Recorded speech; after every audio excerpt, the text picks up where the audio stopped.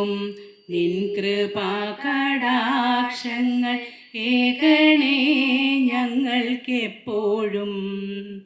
പാരിലാലംബഹീനരായോരെ സേവിപ്പാൻ ശക്തി നൽകണം. സത്യധർമാദി സദ്ഗുണങ്ങളാൽ ജീവിതം ധന്യമാക്കണം.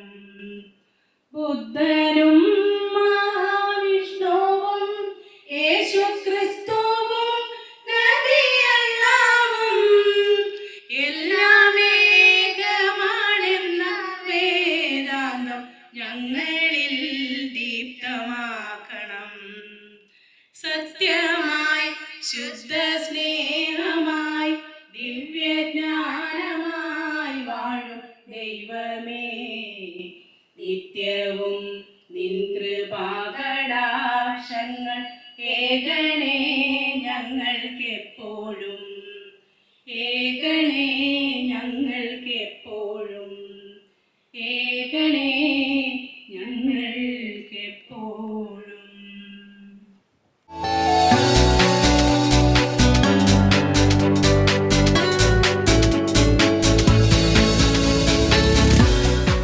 ഏവർക്കും പരിചിതനായിട്ടുള്ള ഒരു MLA, അദ്ദേഹത്തെ ഞാൻ ഈ KECക്ക് വേണ്ടി സ്നേഹത്തോടെ ഹാർദമായിട്ട് സ്വാഗതം ആശംസിക്കുകയാണ്.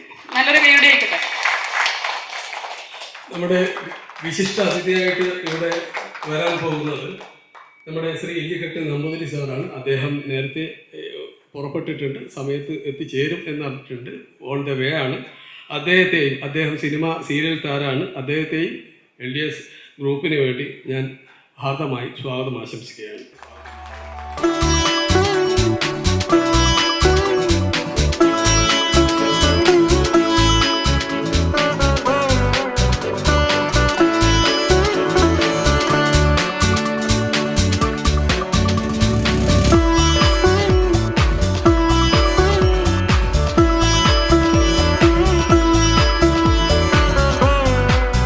ഞാൻ കൂടുതലൊന്നും സംസാരിക്കുന്നില്ല.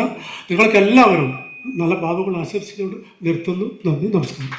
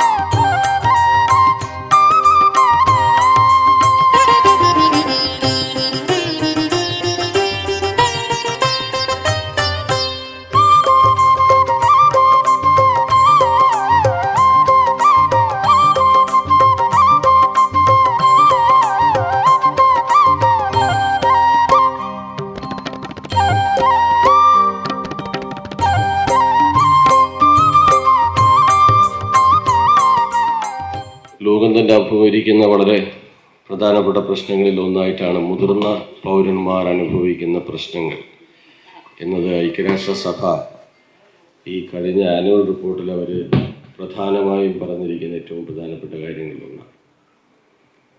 നേരത്തെ ഈ സ്വാഗത പ്രസംഗത്തിലൂടെ പറഞ്ഞ പോലെ ഇന്ന് നമ്മുടെ ആയുർദൈർഘ്യത്തിൽ വന്നിട്ടുള്ള ഒരു വലിയ വർധനവ്, ആളുകൾ കേരളത്തിൽ ജനനനിരക്കും കുറവാണ്, മരണനിരക്കും കുറവാണ്. കേരളം മുതിർന്ന പൗരന്മാരുടെ എണ്ണം വലിയ നിലയിൽ കൂടുന്ന ഒരു സംസ്ഥാനമായിട്ട് മാറിക്കൊണ്ടിരിക്കുകയാണ്. അപ്പോൾ ആ അർത്ഥത്തിലൊരു സാമൂഹ്യ ജീവിത സാഹചര്യം കേരളത്തിൽ പ്രധാനമായും വന്നിട്ടുണ്ട്. അതുകൊണ്ട് തന്നെ ഗവൺമെൻറ് ഇപ്പോൾ ഒരു വയോജന കമ്മീഷനെ സംസ്ഥാന ഗവൺമെൻറ് ഇപ്പോൾ കഴിഞ്ഞ നിയമസഭാ സമ്മേളനത്തിൽ ഒരു വയോജന കമ്മീഷൻ ഇന്ത്യയിൽ ആദ്യമായി കേരളത്തിൽ രൂപീകരിച്ചിട്ടുണ്ട്. ആ വയോജന കമ്മീഷൻ്റെ വളരെ പ്രധാനപ്പെട്ട ലക്ഷ്യവും മുതിർന്ന പൗരന്മാരുടെ ജീവിതത്തെ ബാധിക്കുന്ന പ്രശ്നങ്ങളെ അഭിസംബോധന ചെയ്യില്ല. ഇവിടെ സ്വാഗത പ്രസംഗത്തിൽ പറഞ്ഞ പോലെ ഒറ്റപ്പെടൽ, വിഷമവേളകൾ തുടങ്ങി ഒരു കുടുംബത്തിൻ്റെ ഭാഗമായി അനുഭവിക്കുന്ന ജീവിതം നിങ്ങൾക്കറിയാം. ഞങ്ങളെക്കാൾ കൂടുതലൊക്കെ വളരെ സാഹസികമായ ഒരു യാത്രയാണ് ജീവിതം. അതിനെ അഭിമുഖീകരിക്കുക എന്നുള്ളത് വളരെ പ്രധാനപ്പെട്ട ഒരു പ്രശ്നമാണ്. വളർത്തി വലുതാക്കിയവർ ഒരു ഘട്ടത്തിൽ നമ്മളോട് സ്വീകരിക്കുന്ന സമീപനം പലപ്പോഴും വലിയ തകർച്ചയിലേക്ക് ഒരാളെ മാനസികമായിട്ട് നയിക്കാം. ചുറ്റുപാടും ഉണ്ടാവുന്ന നാം ഒരിക്കലും പ്രതീക്ഷിക്കാത്ത പെരുമാറ്റങ്ങൾ സ്വന്തം കുടുംബാംഗങ്ങളിൽ തന്നെ ഉണ്ടാവാം. ഒരുപക്ഷെ ഭൂമി പിളർന്നു പോകുന്ന പോലെ സാഹചര്യം ചില ദിവസം വീടുകളിൽ അഭിമുഖീകരിച്ചേക്കാം. ഇങ്ങനെയെല്ലാമുള്ള അതൊരു വസ്തുതയാണ്. പുതിയ കാലത്തൊരു ഡിസ്പോസിബിൾ റിലേഷൻഷിപ്പിലേക്ക് കാര്യങ്ങൾ മാറിക്കൊണ്ടിരിക്കുന്നുണ്ട്. അതിവേഗതയിൽ ഊന്നുന്ന ഒരു ജീവിത സംസ്കാരം, ആർക്കും ആരോടും വലിയ കമ്മിറ്റ്മെൻ്റ് ഇല്ലാത്ത ഒരു സാഹചര്യം, ഇങ്ങനെയെല്ലാമുള്ളൊരു പരിസരം അതിനെ പലപ്പോഴും ഒരു ഭയപ്പാടോടുകൂടി നോക്കിക്കാണേണ്ടി വരുന്ന പ്രായമുള്ളവർ, ഇങ്ങനെയെല്ലാമുള്ള വലിയ പ്രശ്നങ്ങളെ നമ്മൾ അഭിമുഖീകരിക്കുന്നുണ്ട്. മറ്റൊരു കാര്യം, സാങ്കേതികവിദ്യയുടെ വളർച്ച സൃഷ്ടിക്കുന്ന ഒരു വലിയ ഡിജിറ്റലൈസേഷൻ ഉണ്ട്. ഇന്നത്തെ പുതിയ തലമുറയാണെങ്കിൽ മുതിർന്നവരെക്കാൾ എത്രയോ ശേഷി ഇൻഫർമേഷൻ ടെക്നോളജിയിലുള്ളവരാണ്. ഒരു വീടെടുത്താൽ ആ വീട്ടിലെ ഏറ്റവും വിവരമുള്ള ഒരാൾ, ഇൻഫോർമാറ്റിക് എന്നത് ആ വീട്ടിലെ ഏറ്റവും ചെറിയ കുട്ടിയാണ്. ഒരു ഭയഭക്തി ബഹുമാനത്തിലൂന്നിയുള്ള മലയാളികളുടെ ഒരു കുടുംബജീവിതം ഉണ്ടല്ലോ. ഇത് വീട്ടിലെ ഏറ്റവും മുതിർന്ന ഒരാളോട് അമ്മയെ അങ്ങനെയാണ് പഠിപ്പിക്കുക. ഈ രാവിലെ സ്കൂളിൽ പോകുന്നതിന് മുമ്പ് അല്ലെങ്കിൽ എന്തെങ്കിലും ഒരു ആവശ്യത്തിന് കാര്യം പറയാൻ നേരെ അമ്മ അടുക്കളയിൽ വന്ന് ദോശയോ ഇഡ്ഡലി ഉണ്ടാക്കുന്നിടത്ത് വന്ന് സാരിയൊക്കെ പിടിച്ച് അച്ഛനോട് അമ്മ വഴി അച്ഛൻ്റെ അടുത്ത് പോയി അച്ഛനെ ഒക്കെ ആക്കി, ഇങ്ങനെ ഒരു ഹിസ്റ്ററി ഇവിടെ ഇരിക്കുന്ന പലർക്കും ഉണ്ടാവും. അച്ഛനെ അങ്ങനെ ഒരു കൺസെപ്റ്റിലാണ് ഈ മലയാളി കുടുംബങ്ങളിൽ രൂപപ്പെടുത്തി. ഒരു പുരുഷാധിപത്യം എന്നൊക്കെ വേണേൽ നമുക്ക് പറയാം. ഇന്ന് അമ്മയുടെ ഇടനിലൊന്നും ആർക്കും ആവശ്യമില്ല, ഡയറക്റ്റാണ്. നിങ്ങൾ തരുന്നുണ്ടോ? ഇല്ലേ, ഞാനെൻ്റെ വഴി.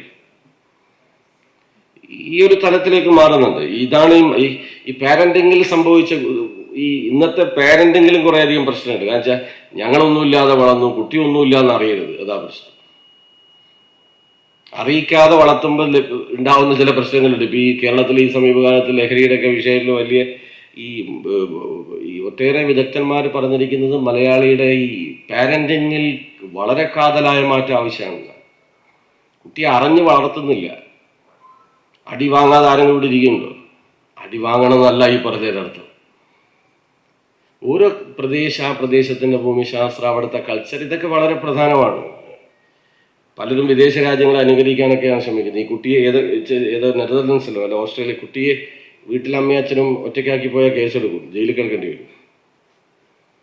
കേരളത്തിൽ അങ്ങനെ ഒരു സ്ഥിതി, കേസെടുക്കാൻ പുറപ്പെട്ടാൽ സ്ഥിതി. ഇവിടുത്തെ ഒരു തൊഴിൽ കൾച്ചർ പ്രശ്നങ്ങൾ, ഇതിൻ്റെ ഭാഗമായി ചെറുപ്പം മുതലേക്ക് ഉണ്ടാകുന്ന അന്തരീക്ഷമില്ലേ എന്ന് പറഞ്ഞാൽ, ഞാൻ പറഞ്ഞു വരുന്നൊരു ചുരുക്കം, ഈ കുട്ടികളെ കാര്യങ്ങൾ മനസ്സിലാക്കി വളർത്തുന്നതിൽ നിന്നും കുട്ടികളെ കാര്യങ്ങളെല്ലാം ചെയ്തു കൊടുത്ത് വളർത്തുക എന്ന നിലയിലേക്ക് നമ്മൾ മാറി. ഇതൊരു വലിയ പ്രശ്നം സൃഷ്ടിക്കുന്നുണ്ട്. അവരുടെ കണ്ണിൽ എല്ലാം ചെയ്തു തരേണ്ട ഒരാളാണ് ആര്? അച്ഛനമ്മ എന്ന് പറയുന്നത്. അപ്പൊ വേറെ ടൈപ്പിലാണ് അവർ കാണുന്നത്. അപ്പൊ ഇങ്ങനെ വരുന്ന ആ കുട്ടി രൂപപ്പെടുന്ന ഒരു മാനസികാവസ്ഥയും വ്യത്യാസമാണ്. അത് സൃഷ്ടിക്കുന്ന ഒട്ടേറെ പ്രശ്നങ്ങൾ ഇപ്പോൾ പല വീടുകളിൽ അടി വാങ്ങി തുടങ്ങി അമ്മയും അച്ഛനും. നല്ല നിലയിൽ വാങ്ങുന്നുള്ളൂ, കുറച്ചേ പുറത്തു വരുന്നുള്ളൂ. അമ്മയെ കൊല്ലാൻ, ഉമ്മയെ കൊല്ലാൻ, അമ്മയെ അടിക്കാൻ ഒരു ടീനേജുകാരന് തോന്നുന്നത് എങ്ങനെയാണ്? നാം ഗൗരവമായിട്ട് പരിശോധിക്കേണ്ട ഒരു പ്രശ്നത്തിലേക്ക് കേരളം കടന്നിരിക്കുകയാണ്. രാസലഹരിയാണ് പ്രധാനപ്പെട്ട ഒരു വില്ലൻ. രാസലഹരിയിലേക്ക് കുട്ടികൾ അഡിക്ഷൻ ആവുന്നു എന്നൊക്കെയാണ്.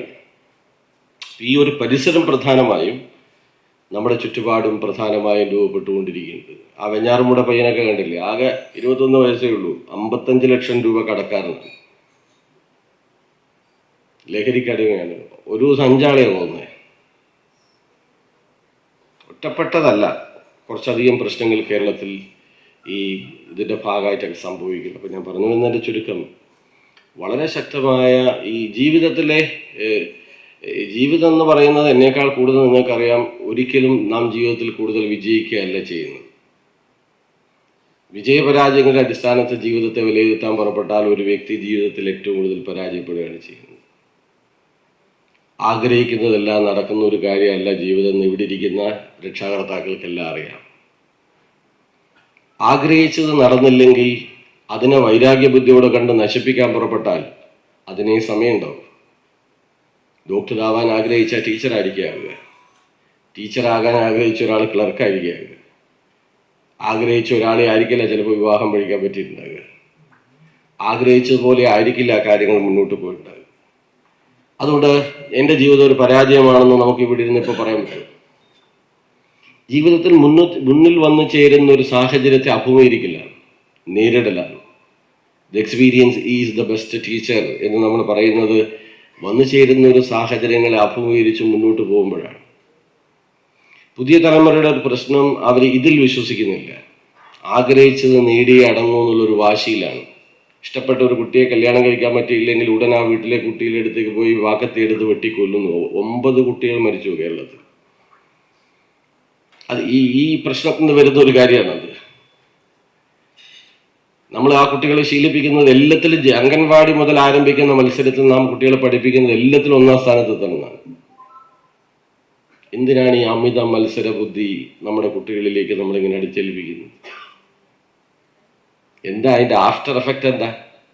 ചെറിയൊരു പരാജയം പോലും താങ്ങാൻ പറ്റാത്ത ജീവിതത്തെ അവസാനിപ്പിക്കുകയാണ്, അല്ലെങ്കിൽ ശരിയല്ലാത്ത പ്രവൃത്തിയിലേക്ക് പോവുകയാണ്. ഇങ്ങനെയെല്ലാം ഉള്ളൊരു കുടുംബ പരിസരം കേരളത്തിൽ സാധാരണ നിലയിൽ രൂപപ്പെടാൻ പറ്റാത്ത ഒരു നാട്ടിൽ അങ്ങനെ വളർന്നുകൊണ്ടിരിക്കുന്ന ഒരു സാഹചര്യം നമ്മുടെ ചുറ്റുപാടുമുണ്ട്.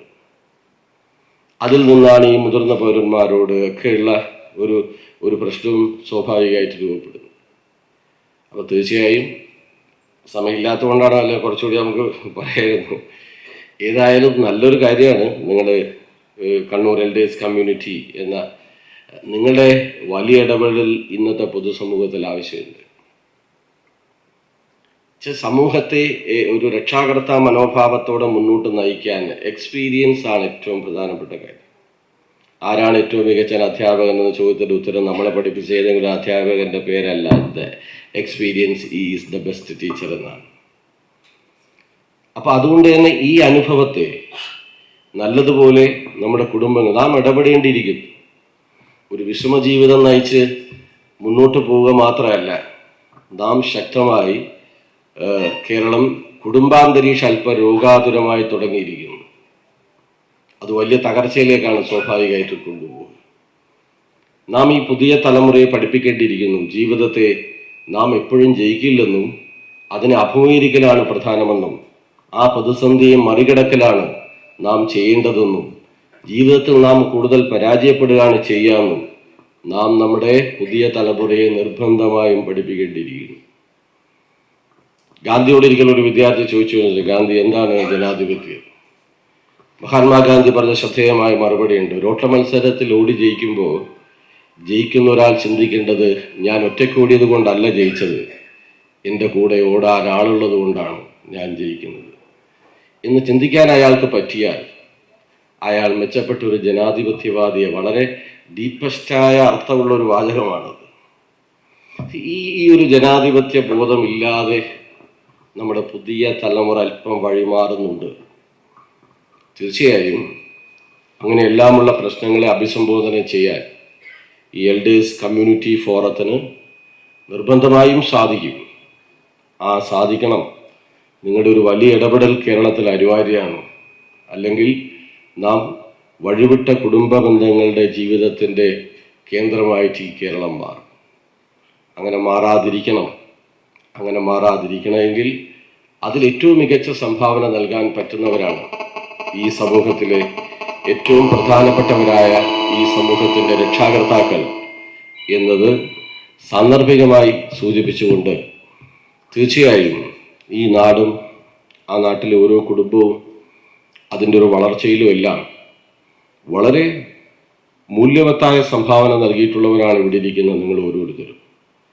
വ്യക്തിപരമായ ഒരാൾ എന്താണ് സമൂഹത്തിന് നൽകുന്ന സംഭാവന എന്ന് ചോദിച്ചാൽ നമ്മൾ ഉത്തരം പറയാൻ ബുദ്ധിമുട്ടിപ്പോകും. പക്ഷേ നമുക്കറിയാത്തത് കൊണ്ടാണ്, നിങ്ങൾക്കറിയാത്തത് കൊണ്ടാണ് നിങ്ങൾ ഓരോരുത്തരും ഒരു കുടുംബത്തിൻ്റെ വളർച്ചയിലൂടെ രാഷ്ട്രത്തിൻ്റെ പുനർനിർമ്മാണത്തിൽ ജീവിതത്തിൽ ഏറ്റവും പ്രധാനപ്പെട്ട സംഭാവന നൽകിയവരാണ് ഇവിടെ ഇരിക്കുന്ന രക്ഷാകർത്താക്കളായ നിങ്ങൾ ഓരോരുത്തരും. അത് വളരെ അമൂല്യമാണ്, അത് വളരെ മാതൃകാപരമാണ്. എന്താണ് ജീവിതത്തിൻ്റെ ബാലൻസ് ഷീറ്റിലെ അവസാനത്തെ ഭാഗം? ബാങ്കിലുള്ള അക്കൗണ്ടിൻ്റെ ഏതെങ്കിലും കാശല്ല, നമ്മുടെ സംതൃപ്തിയാണ്, ചാരിതാർത്ഥ്യമാണ്, നമ്മുടെ സന്തോഷമാണ്. അതിൽ ഏറ്റവും അഭിമാനിക്കാൻ പറ്റുന്ന ഒരു തലമുറയാണ് നിങ്ങളുടെ ഇത്. അത്രമേൽ കേരളം കടപ്പെട്ടിട്ടുണ്ട് ഈ നാട്ടിലെ രക്ഷാകർത്താക്കൾ കൂടിയായ നിങ്ങളുടെ ഓരോ ചലനത്തിലും, ഓരോ ജീവിതത്തിൻ്റെ മുന്നോട്ട് പോകിൽ ആദരപൂർവം നിങ്ങൾക്ക് മുന്നിൽ ശിരസ് നമിച്ചുകൊണ്ട്, നിങ്ങളെ എല്ലാ അഭിവാദ്യം ചെയ്തുകൊണ്ട്, നിങ്ങളുടെ LDS ഫോറത്തിന് ഏറ്റവും നന്നായി, ഏറ്റവും മാതൃകാപരമായി സമൂഹത്തിൻ്റെ രക്ഷാകർത്താക്കൾ എന്ന നിലയിൽ വളരെ ഭംഗിയായി ഇടപെടാൻ കഴിയട്ടെ എന്ന് ആത്മാർത്ഥമായി ആശംസിക്കുകകൂടി ചെയ്തുകൊണ്ട് ഈ ചടങ്ങിൻ്റെ ഔപചാരികമായ ഉദ്ഘാടനം നമ്മളെല്ലാവരും കൂടി ചേർന്ന് ഒരുമിച്ച് നിർവഹിച്ചതായിട്ട് അറിയിച്ച് ഞാൻ എൻ്റെ വാക്ക് അവസാനിപ്പിക്കും.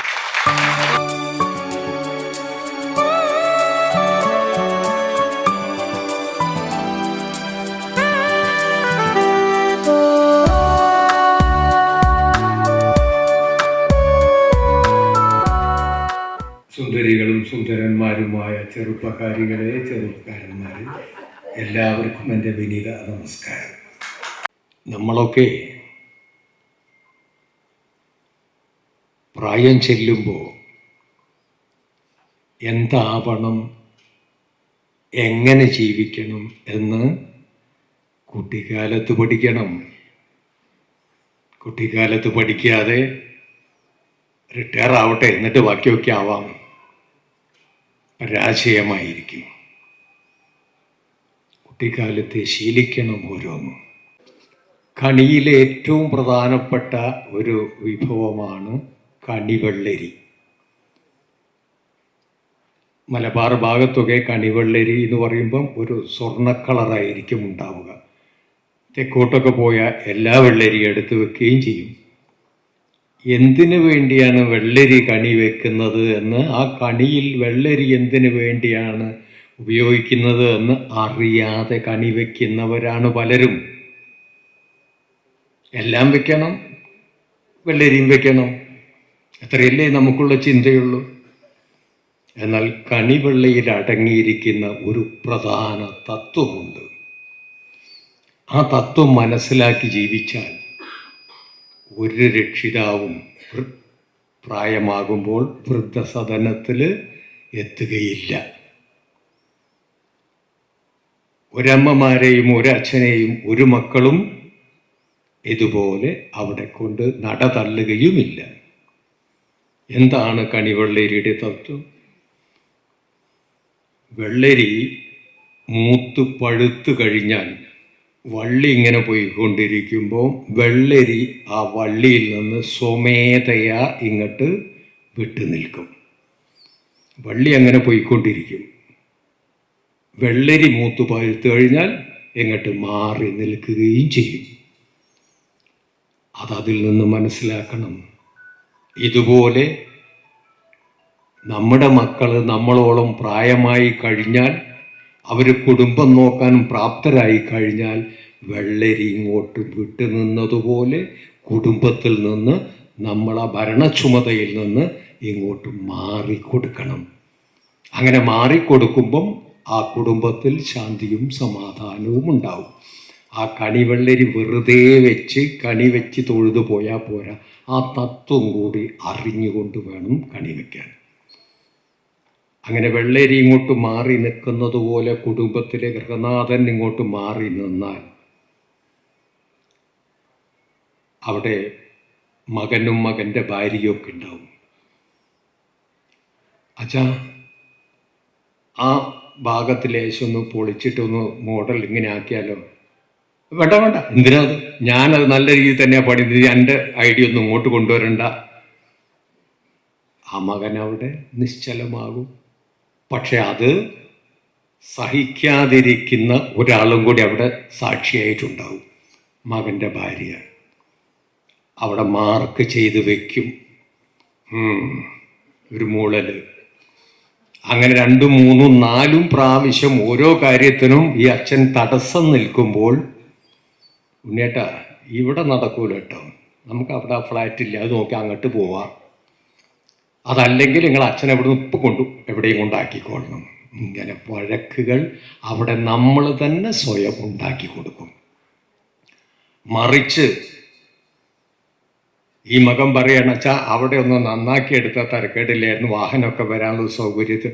മോനെ എന്താ വെച്ചാൽ മോൻ ചെയ്തോ, എന്നെ എന്തിനാ അതിലൊക്കെ പിടിച്ചിടുന്നത്, മോൻ്റെ ഇഷ്ടം പോലെ എന്താ വെച്ചാൽ ചെയ്തോ എന്ന് പറയുമ്പം അവിടെ ഒരു സാക്ഷി ഉണ്ടാവും, ഭാര്യ. എന്തൊരു നല്ല അച്ഛൻ. അങ്ങനെ ഓരോ കാര്യത്തിനും അച്ഛൻ അവർക്കങ്ങനെ പോസിറ്റീവായിട്ടുള്ള ഒരു എനർജി കൊടുത്തുകൊണ്ടിരിക്കുമ്പം മരുമകൾ ഒരു ദിവസം വന്നിട്ട് പറയും, അച്ഛാ ഞങ്ങളൊന്ന് വീട്ടിൽ പോയിട്ട് വരാം. പറ്റുമെങ്കിൽ അച്ഛനും പോരും. വേണ്ട പോലെ നിങ്ങൾ പോയിക്കോളും. എത്ര സ്നേഹമാണ് അവിടെ ഉണ്ടാവുന്നത്.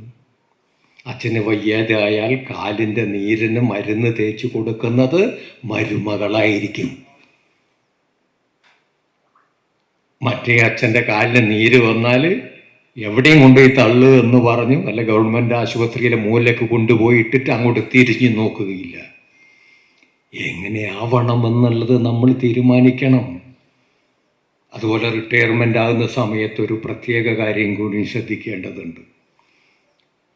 ഉദ്യോഗസ്ഥനായിരിക്കുന്ന സമയത്ത്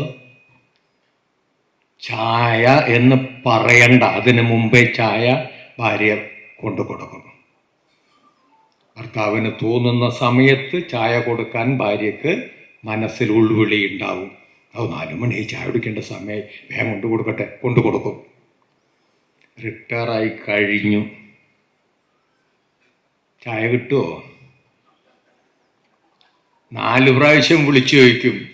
അതുവേ ചായ അവിടെ മിണ്ടാണ്ടിരിക്കുന്ന അവിടെ, ഇപ്പോഴല്ലേ കുടിച്ച്, കുറച്ച് കഴിയട്ടെ, ഉണ്ടാകും ചായ ചായ ചായ എന്ന് പറഞ്ഞിട്ട്. പക്ഷെ സ്നേഹത്തിൽ ചാലിച്ചുകൊണ്ടാണ് ആ ചായ ചോദിച്ചതെങ്കിലും ചായ കിട്ടുകയും ചെയ്യും. എപ്പോൾ?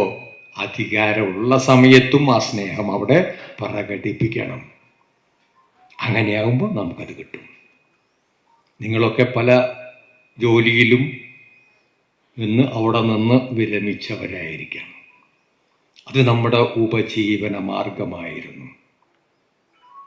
ആ ഉപജീവനത്തെ ജീവനമാക്കി മാറ്റാൻ ആർക്കെങ്കിലും കഴിഞ്ഞിട്ടുണ്ടോ? അവിടെയാണ് ചോദ്യം. ഒരു കർമ്മം നാം ചെയ്യുമ്പോൾ, ഇപ്പം നമ്മളൊരു സ്ഥാപനത്തിൽ ജോലി ചെയ്യുക, അത് ഉപജീവനമാണ്. പ്രധാനമന്ത്രിയുണ്ട്, ഒരു ഉപപ്രധാനമന്ത്രി ഉണ്ടാവും. ഉപമുഖ്യമന്ത്രി ഉണ്ടെങ്കിൽ മുഖ്യമന്ത്രി ഉണ്ടാവും. അഡീഷണൽ സെക്രട്ടറി ഉണ്ടെങ്കിൽ ഒരു സെക്രട്ടറി ഉണ്ടാവും. രണ്ടും രണ്ടാണ്. ഉപജീവനവും ജീവനവും രണ്ടാണ്. ഈ ഉപജീവനം ജീവനമാക്കി മാറ്റാൻ നമുക്ക് സാധിച്ചിട്ടുണ്ടോ? ഒരു കർമ്മം ചെയ്യുന്ന സമയത്ത് നാം അതിൽ ലയിച്ചുകൊണ്ട് ചെയ്യാൻ പഠിക്കണം. ഏത് കർമ്മം ചെയ്യുമ്പോഴും അതിലൊരു ലയമുണ്ടാവണം. അമ്മ അടുക്കളയിൽ പാകം ചെയ്യുകയാണ് ആഹാരം, അതിലൊരു ലയം ഉണ്ടാവും. ഇതെൻ്റെ മക്കൾക്കുള്ളതാണ്, എൻ്റെ ഭർത്താവിനുള്ളതാണ് എന്ന് സങ്കല്പിച്ചുകൊണ്ട് ചെയ്യുമ്പോൾ അതിലൊരു ലയമുണ്ടാവും. അത് ഉപജീവനത്തെ ജീവനമാക്കി മാറ്റുകയാണ്. നാം ചെയ്യുന്ന ജോലി, ഒരു ഓഫീസിലൊരു ക്ലർക്കാണെന്ന് വിചാരിക്കുക, അത് ലയത്തോടുകൂടി ജനങ്ങൾക്ക് ഉപകാരപ്രദമാകുന്ന രീതിയിൽ വളരെ മാന്യമായി സന്തോഷത്തോടെ ചെയ്യുമ്പോൾ അതിലൊരു ലയം ഉണ്ടാവും. അത് ജീവനം ആയി മാറും. ആ ഉപജീവനം ജീവനമായിട്ട് മാറും. ഏത് കർമ്മം ചെയ്യുമ്പോഴും നമ്മൾ അങ്ങനെ ആയിരിക്കണം. വെറുതെ മറ്റുള്ളവരെ പഴിചാരാൻ കിട്ടുന്ന സമയം മുഴുവനും ഉപയോഗിച്ചു കൊണ്ട് നടക്കുന്നതിനപ്പുറത്ത് അവരിലെ നന്മയെ മാത്രം നാം സ്വീകരിക്കുക. കുറ്റങ്ങളെ നാം ഒരിക്കലും സ്വീകരിക്കരുത്. അവരിൽ എന്തെല്ലാം നന്മയുണ്ട്, ആ നന്മയെയാണ് നമ്മൾ എടുക്കേണ്ടത്. പക്ഷെ ഇന്ന് പലരും ചെയ്യുന്നത് ആ നന്മയെ അങ്ങോട്ട് മാറ്റിയിട്ട് അവൻ ചെയ്ത തിന്മ എന്താണോ അത് പാടിക്കൊണ്ട് നടക്കും. മറ്റുള്ളവരോടൊക്കെ അറിയോ ശേഖരൻകുട്ടി അവിടെ ചെയ്തത് ഇങ്ങനെയായിരുന്നു, അവൻ എങ്ങനെയാ ചെയ്തത്, ഇതുപോലൊരു ദുഷ്ടനെ ഞാൻ കണ്ടിട്ടില്ല, അയാൾ ബ്ലഡ് കൊടുത്തിട്ടാണ് ഇയാളുടെ മകൻ രക്ഷപ്പെട്ടത് എന്ന് അങ്ങോട്ട് മറന്നു. അത് മനുഷ്യരുടെ ഒരു സ്വഭാവമാണ്. ആ സ്വഭാവത്തിൽ നിന്ന് മാറ്റിയെടുക്കാൻ നമുക്ക് സാധിക്കണം. ഇവിടെ നമ്മുടെ മക്കളെ പറ്റിയൊക്കെ MLA വളരെ സവിസ്തരം നിങ്ങളോട് സംസാരിച്ചു. നമ്മൾ ഒരിക്കലും കുട്ടികൾക്ക് ഉപദേശിക്കരുത്. ഉപദേശിച്ചാൽ നന്നാകുന്ന കുട്ടികളല്ല നമ്മുടെ കുട്ടികൾ. എന്തിനു വെറുതെ ഉപദേശിക്കണം? അമ്മയൊന്നും മിണ്ടാണ്ടിരി, അവിടെ കുറെ നേരമായി കടന്നങ്ങാണ്ട്. പകരം മക്കളെ നന്നാക്കിയെടുക്കാൻ ഒരൊറ്റ മാർഗമേ ഉള്ളൂ. എന്താ അത്? നമ്മൾ മാതൃകയാവുക. നമ്മൾ മാതൃകയായി കാണിച്ചു കൊടുക്കണം മക്കൾക്ക്. അതേ മക്കളെ അനുസരിക്കുകയുള്ളൂ. നല്ല മാതൃക വേണം. അതിനെവിടെയുണ്ടെന്ന് അച്ഛനെ പിടിച്ച് നിർത്തിയിട്ട് മകനോട് പറയണം, മോനെ അച്ഛനെ കണ്ടുപഠിച്ചു, നീ അച്ഛനെ പോലെയാവും, അച്ഛനാണ് നിൻ്റെ റോൾ മോഡൽ എന്ന് പറയണമെങ്കിൽ അച്ഛൻ അർഹത നേടണം. ആ ഗുണം അച്ഛനിലുണ്ടാവണം മാതൃകയാവണമെങ്കിൽ. അതുപോലെ മകളെ പിടിച്ച് നിർത്തി അമ്മയെ ചൂണ്ടിക്കാണിച്ചുകൊണ്ട് അച്ഛൻ പറയണം, മോളെ നീ അമ്മയെ കണ്ടുപഠിക്കുക, അമ്മയാണ് നിൻ്റെ റോൾ മോഡൽ എന്ന് പറയണമെങ്കിൽ അമ്മയും മാതൃകയാവണം. ആ ഗുണങ്ങൾ അമ്മയിലുണ്ടാവണം, അച്ഛനിലും ആ ഗുണങ്ങൾ ഉണ്ടാവണം. അവിടെ മാത്രമേ നമുക്ക് മക്കൾക്ക് മാതൃകയാക്കി കാണിച്ചു കൊടുക്കാൻ കഴിയുള്ളൂ. ആ ഗുണമാണ് ഓരോ രക്ഷിതാക്കളും ഉണ്ടാവേണ്ടത്. അല്ലാതെ ഉപദേശിച്ച് മക്കളെ നേരെയാക്കാമെന്ന് ധരിക്കരുത്. റിട്ടയർമെൻ്റായി കഴിഞ്ഞാൽ നേരത്തെ ഞാൻ പറഞ്ഞല്ലോ, ഒരു ചായ പോലും കിട്ടാറില്ല. കിട്ടണമെങ്കിൽ വീട്ടിൽ ചടഞ്ഞിരിക്കരുത്. റിട്ടയറായി കഴിഞ്ഞാൽ അത് വല്ലാത്തൊരു ദുരിതമാണ്, എല്ലാവരും അനുഭവിക്കുന്നൊരു ദുരിതമാണ്. റിട്ടയർമെൻ്റായി കഴിഞ്ഞു, ഇനി വീട്ടിൽ ഒരു കസേരയിട്ട് ഇങ്ങനെ ഇരിക്കുക രാവിലെ തൊട്ടിട്ട്. ഇതെന്തൊരു ഇരുത്താണിത്? ആരാ വില വയ്ക്കുക? റിട്ടയർമെൻ്റ് അടുത്ത വർഷമാകും എന്ന് മനസ്സിലാക്കി ആ നിമിഷം തൊട്ടടുത്ത് എവിടെയെങ്കിലും ഒരു കട കണ്ടുവെച്ച് അത് വാടകയ്ക്ക് എടുത്ത് അവിടെ ഇരിക്കാൻ പഠിക്കണം. അത് സമ്പാദിക്കാനല്ല. അവിടെ എന്തെങ്കിലും ഒരു ചെറിയ ഒരു സാധനം, ഒരു ഫോട്ടോസ്റ്റാറ്റോ അങ്ങനെ എന്തെങ്കിലും ഒന്നിട്ടിട്ട് വെറുതെ രാവിലെ തന്നെ എണീറ്റ് കുളിയൊക്കെ കഴിഞ്ഞ് ഭസ്മക്കുറിയൊക്കെ തൊട്ട് ഷർട്ടും മുണ്ടൊക്കെ മാറ്റി ഡീസൻ്റായിട്ട് ജോലിക്ക് പോകും പോലെ താക്കോലും എടുത്ത് ആ കട തുറക്കാൻ പോകണം. ഇവിടുന്ന് അങ്ങോട്ട് ഒഴിവായി അവിടെ പോയിരിക്കണം. അങ്ങനെ വരുമ്പോൾ ഭാര്യയ്ക്കും വിലയുണ്ടാവും, ഭർത്താവിനും വിലയുണ്ടാവും. അവിടെ പോയിരുന്ന് ഉച്ചയ്ക്ക് ഊണിൻ്റെ സമയമാകുമ്പോൾ അത് കൂട്ടി ഇങ്ങോട്ട് വന്ന് ഇവിടുന്ന് ആഹാരമൊക്കെ കഴിച്ച് വൃത്തിയായി കുറച്ച് റെസ്റ്റ് എടുത്ത് ഒന്ന് മയങ്ങി വൈകുന്നേരം വീണ്ടും പോവുക. അവിടെ സമപ്രായക്കാരായിട്ടുള്ള പലരും വന്ന് അവരോടൊക്കെ കുറച്ച് നേരം വർത്തമാനമൊക്കെ പറഞ്ഞ് അവർ കുറേ കൂളൊക്കെ അടിച്ച് അങ്ങനെ ഇരുന്ന് സന്ധ്യ ആവുമ്പം ഒക്കെ പൂട്ടി ഇങ്ങോട്ട് പോരും. അവിടുന്ന് ഒന്നും കിട്ടണ്ട. നമുക്ക് റിട്ടയറായിട്ടുള്ള പെൻഷൻ കിട്ടാനുണ്ടല്ലോ, അത് മതി. അതെന്തിനു വേണ്ടി വെച്ചാൽ നമ്മുടെ മനസ്സിനെ തൃപ്തിപ്പെടുത്താനാണ്. ഈ ഷഷ്ടിപൂർത്തി ആഘോഷിച്ചാൽ ശ്രദ്ധിച്ചു നോക്കിക്കോളൂ നിങ്ങൾ. ഷഷ്ടിപൂർത്തി നമ്മൾ ആഘോഷിക്കും, പിറ്റത്തെ കൊല്ലാകുമ്പോഴേക്ക് വയസ്സനങ്ങോട്ടാവും.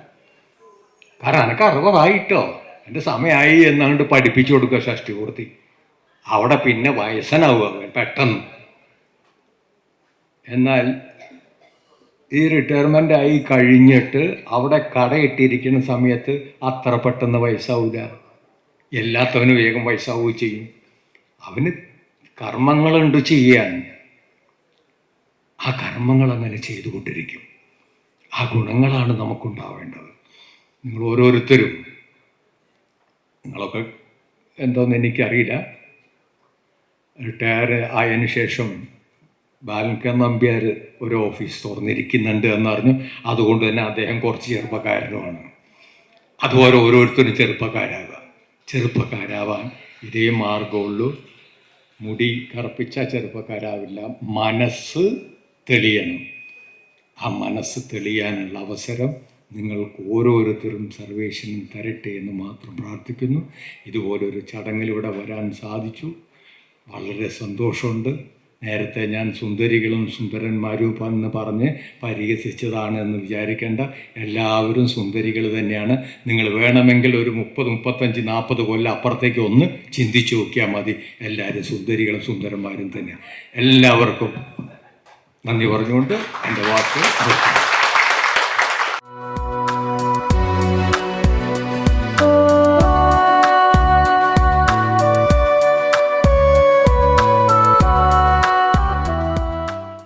ഇതിൻ്റെ രൂപീകരണത്തിൻ്റെ പ്രധാനിയായ പ്രേമാട്ടനും ഞാനും സജീവ് മാഷും അങ്ങനെയാണ് ഈ KSCക്ക് രൂപം കൊടുത്തത്.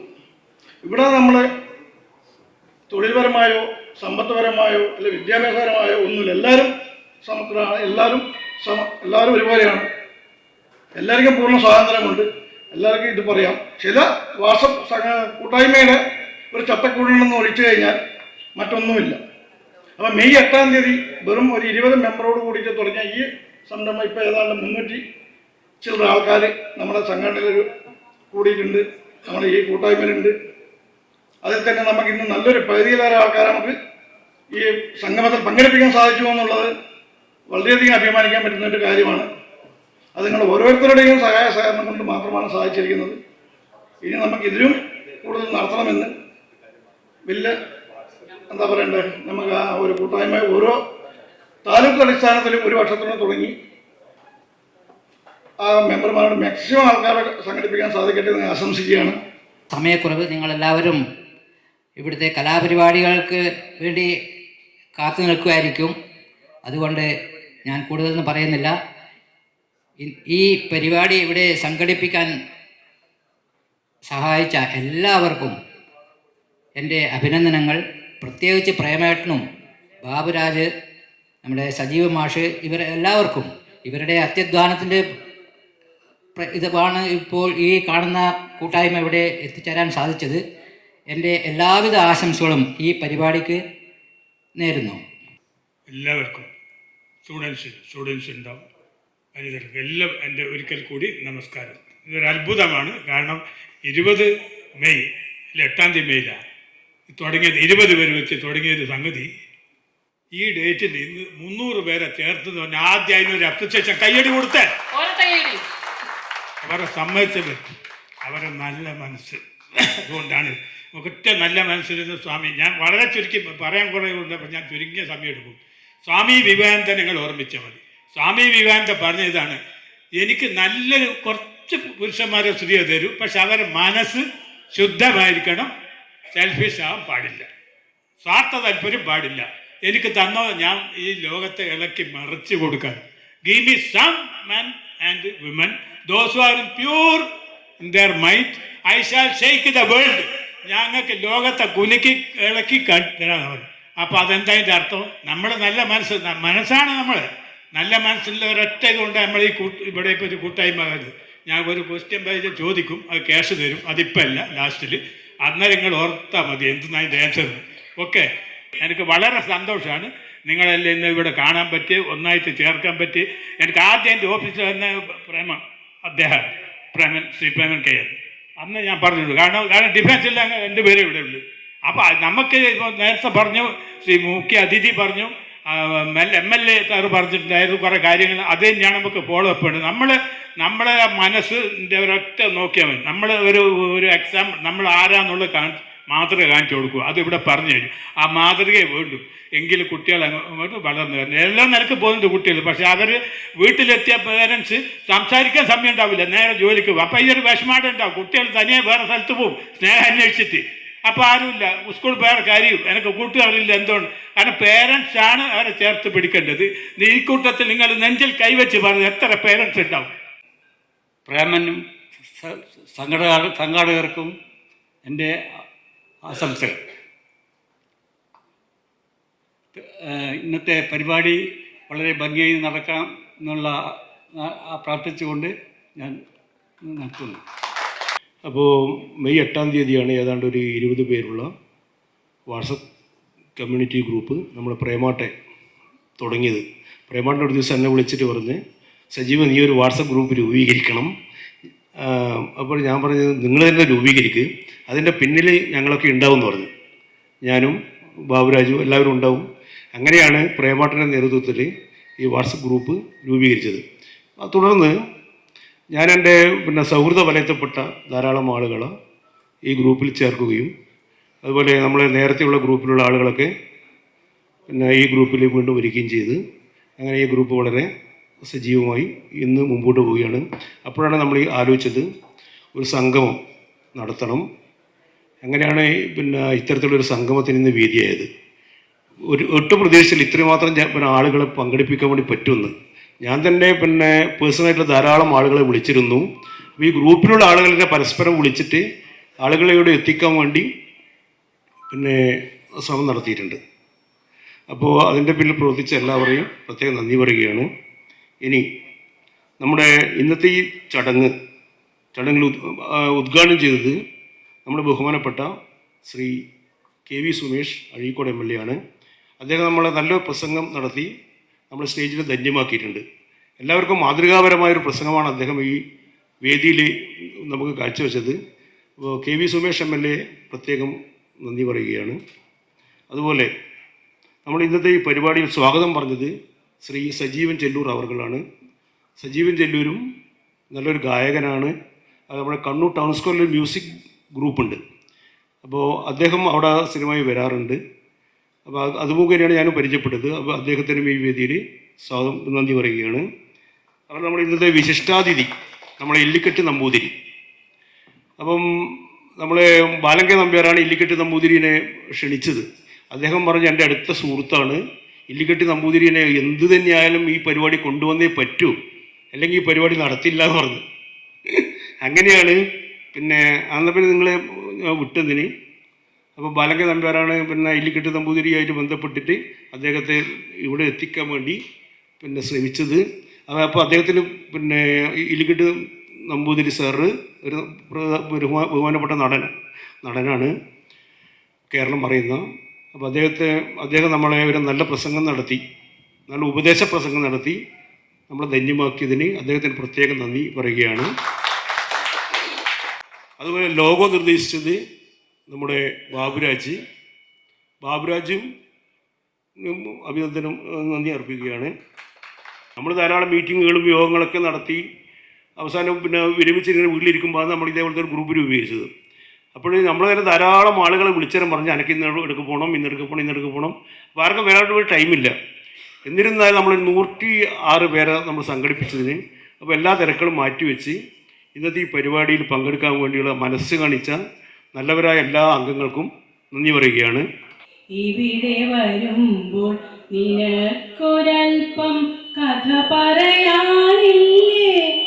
നമ്മുടെ സുചരിതരാകും പടയാളികളുടെ ശൂരത്വത്തിൻ കഥകൾ, ശൂരത്വത്തിൻ കഥകൾ. അതിരുവരമ്പിന്നിപ്പുറമെത്താൻ കുതിച്ചു നിൽക്കും അയൽക്കാർ,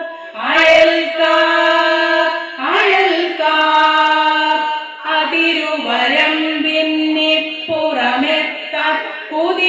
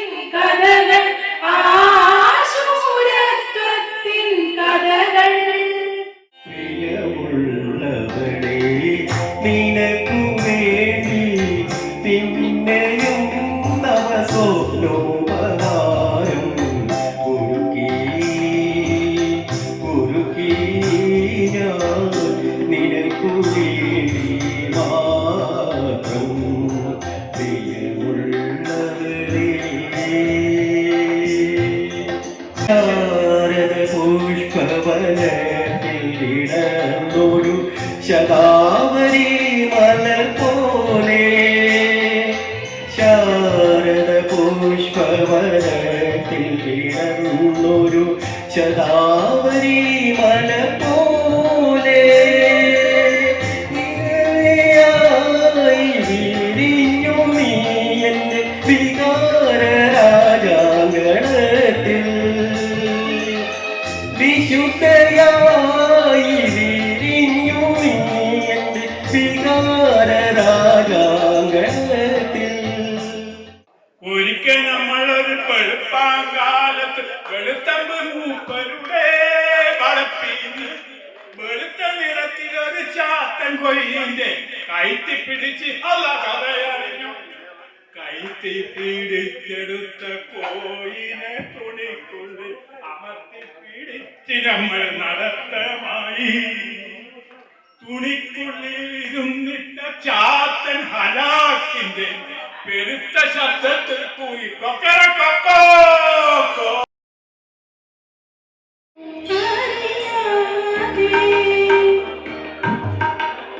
അറിയാതെ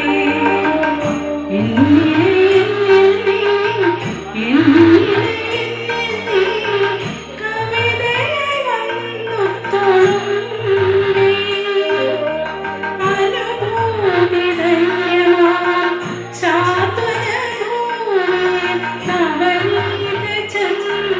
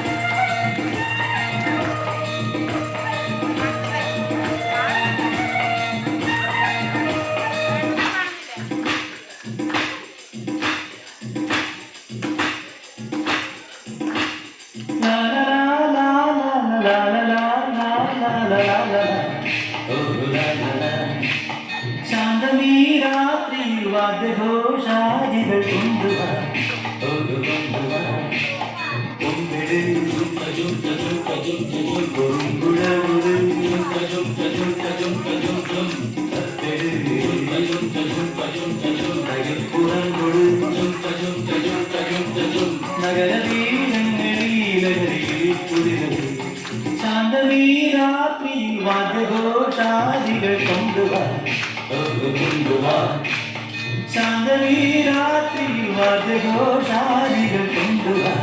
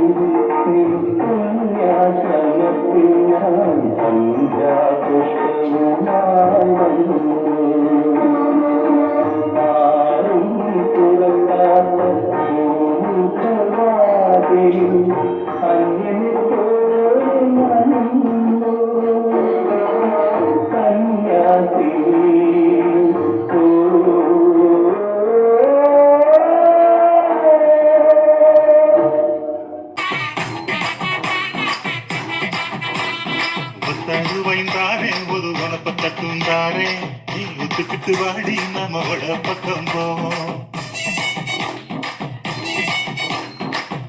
ரூபாய் வேணாவும் மனப்பத்தட்டும் வேணாம் ஒத்துக்கிற மாட்டேன் நீ ஒதுக்கி நில்லுமாமோ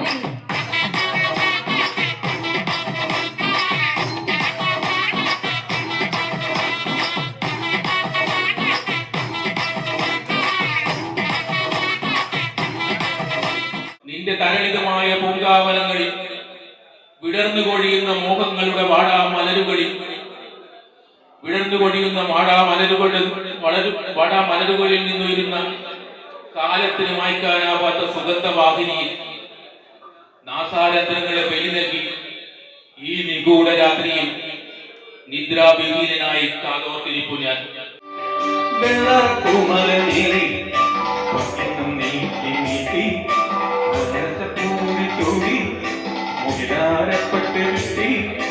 ഓണത്താടി വരുന്നേ ഓണത്താടി വരുന്നേ വെള്ളാരപ്പൂമലേ പൊന്നിനം നീട്ടി നീട്ടി ആകാശപ്പൂടി ചൂടി മുകിലാരപ്പെട്ട് വിട്ടി ഓണത്താടി വരുന്നേ ഓണത്താടി വരുന്നേ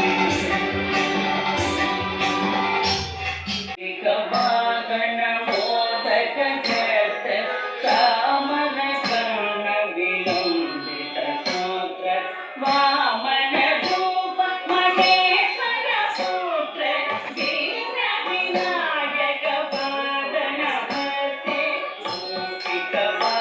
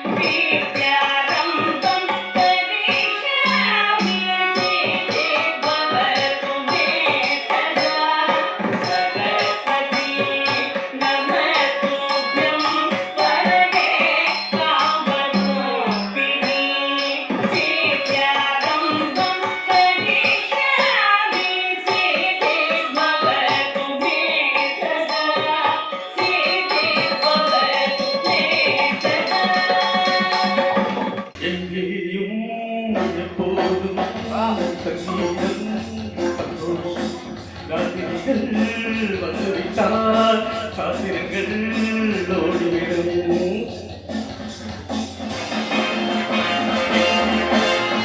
எங்கேயும் எப்போதும் சங்கீதம் சந்தோஷம். ராத்திரிகள் வந்துவிட்டால் ராத்திரங்கள் ஓடிவிடும்.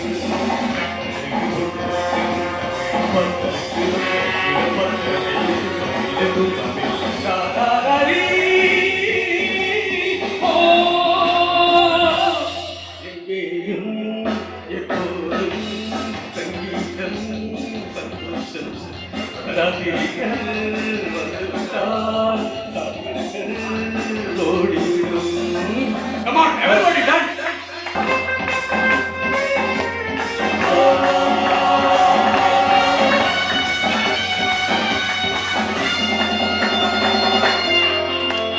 காலம் சல்லாத காலம் உலகம் உல்லாச கோலம் இளமை ரத்தங்களும் உடலில் ஆனந்தம் நேரும் என்றும் என்றும் இன்பமயம்.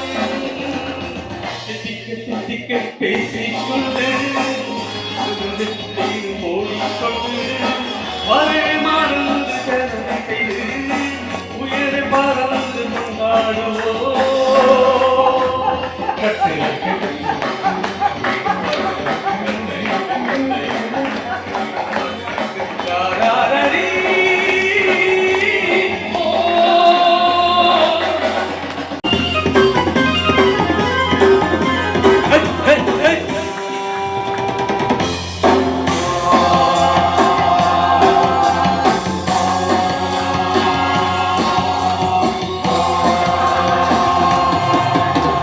காலை ஜப்பானில் காஃபி, மாலை நியூயார்க்கின் கார்பெட், இரவில் தாய்லாந்தின் ஜோலி. பொண்ணிருக்கு வட்டமீடும் பாட்டிருக்கு தொட்ட இடம் மத்தனையும் இன்பமில்லை துன்பமில்லை. காராரி ஓ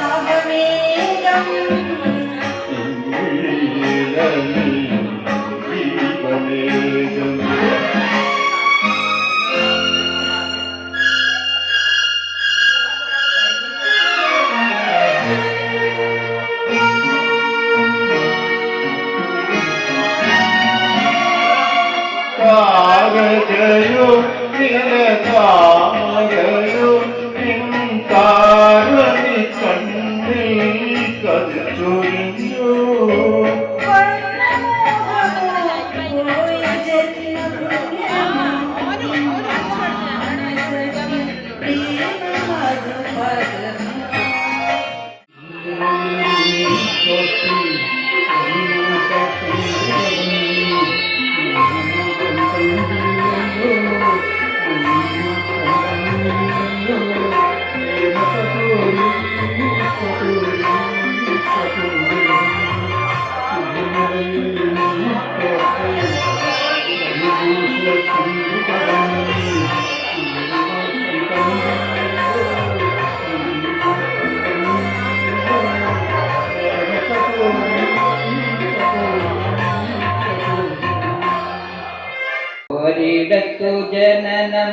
ഒരിടത്തു മരണം ചുമലിൽ ജീവിതഭാരം വഴിയറിയാതെ മുടന്തി നടക്കും വിധിയുടെ ബലിമൃഗങ്ങൾ നമ്മൾ വിധിയുടെ ബലിമൃഗങ്ങൾ ഒരിടത്തു ജനനം ഒരിടത്തു മരണം ചുമലിൽ ജീവിതഭാരം एक दिन बिक जाएगा माटी के मोह जग में रह जाएंगे प्यारे तेरे हो एक दिन बिक जाएगा माटी के मोह जग में रह जाएंगे प्यारे तेरे हो तुझे के होठों को देख बदलेगी कोई निशानी तो तेरी न है जो एक दिन बिक जाएगा माटी के मुंह जग में रह जाएंगे प्यारे तेरे को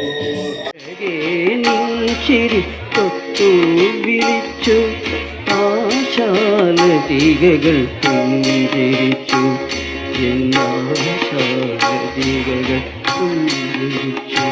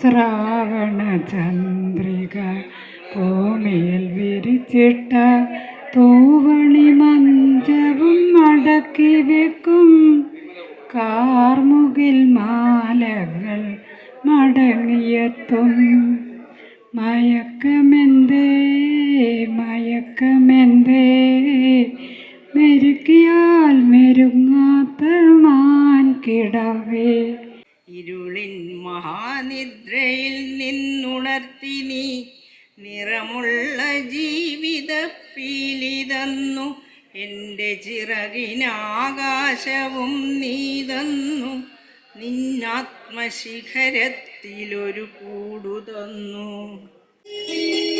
മാലിനി നദിയിൽ കണ്ണാടി നോക്കും മാനേ പുള്ളിമാനേ ആരോടും പോയി പറയരുതീ കഥ മാനേ പുള്ളിമാനേ മാലിനി നദിയിൽ കണ്ണാടി നോക്കും മാനേ പുള്ളിമാനേ ആരോടും പോയി പറയരുതീ കഥ മാനേ പുള്ളിമാനേ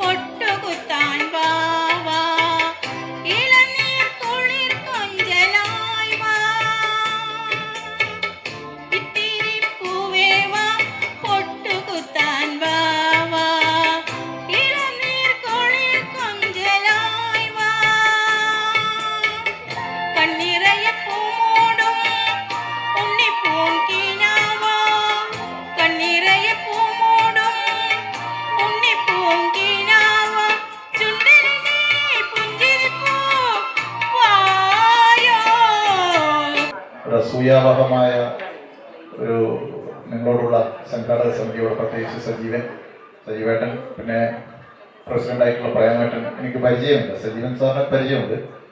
ഒക്കെ കാണുമ്പോൾ ഇതിലൊന്ന് പങ്കെടുത്താൽ തിരക്കില്ലെന്ന് തോന്നി. പക്ഷേ പ്രിയങ്കരനായിട്ടുള്ള ജ്യേഷ്ഠ സഹോദരൻ, നിങ്ങൾ ബാലൻ കെ നമ്പ്യാർ എന്ന് പറയുന്ന അദ്ദേഹം നിർബന്ധപൂർവ്വം എന്നെ ഇതിൽ അംഗമാക്കാൻ ശ്രമിക്കുകയും എൻ്റെ സാന്നിധ്യം ഉറപ്പാക്കാനായിട്ട് ഇതിൻ്റെ മോണിറ്ററിംഗ് സൈഡിൽ 600 രൂപ സംഘാടക സമിതി ഏൽപ്പിക്കുകയും ചെയ്തു. രാവിലെ ഏറ്റെടുത്തൊരു പ്രോഗ്രാം ഉണ്ടായിരുന്നു. വൈകുന്നേരം 4:30 മണിക്ക് ഈ ലിഡുവഴി ഇല്ലം ആയുർവേദ ഫൗണ്ടേഷൻ്റെ മാനേജിംഗ് ഡയറക്ടറായിട്ടുള്ള ഡോക്ടർ ഐ ഫ്ലോറസ് നമ്പൂതിരിപ്പാടിൻ്റെ 84ാം ജന്മദിനം വൈദ്യപൂർണിമ എന്ന് പറയുന്ന ഒരു ആഘോഷത്തിൽ നടത്തുകയാണ്. ഇതിൻ്റെ ആരോഗ്യ സാംസ്കാരിക വിഭാഗത്തിൻ്റെ ഒരു ചെയർമാനായിട്ട് നമ്മളെ തെരഞ്ഞെടുത്തുകൊണ്ട് വൈകുന്നേരത്തെ മീറ്റിങ്ങിനായിട്ട് പങ്കെടുക്കുകയാണ്. പക്ഷെ നിങ്ങളൊന്ന് കാണാനും നിങ്ങളോടൊപ്പം കൂടാനും വേണ്ടിയാണ് ഈ സമയം ഞാൻ ഉപയോഗപ്പെടുത്തിയത്. വലിയ സന്തോഷമുണ്ട്. ഓരോരാളും ഇങ്ങനെ മതിമറന്നിട്ട് നമ്മുടെ മനസ്സിൽ കൂട്ടായ്മയുടെ ഒരു ഏറ്റവും വലിയ സുഗന്ധം പടർത്തുകയാണ്. നമ്മളെപ്പോഴും മനുഷ്യനെ പല ബോധങ്ങളാണ് നയിച്ചുകൊണ്ടിരിക്കുന്നത്. നമ്മളിൽ അന്തർലീനമായിട്ടുള്ള ആന്തരിക ജീവിതത്തിൻ്റെ സൗന്ദര്യത്തെ നമ്മൾ പലപ്പോഴും തേടി പോകാറില്ല. യഥാർത്ഥത്തിൽ മനുഷ്യനിങ്ങനെ സഞ്ചരിക്കേണ്ടുന്നതും മനുഷ്യൻ യാത്ര ചെയ്യേണ്ടതുമൊക്കെ നമ്മുടെ ഹൃദയങ്ങളിൽ അന്തർലീനമായിട്ടുള്ള നന്മകളെ കണ്ടെത്താനായിരിക്കണം.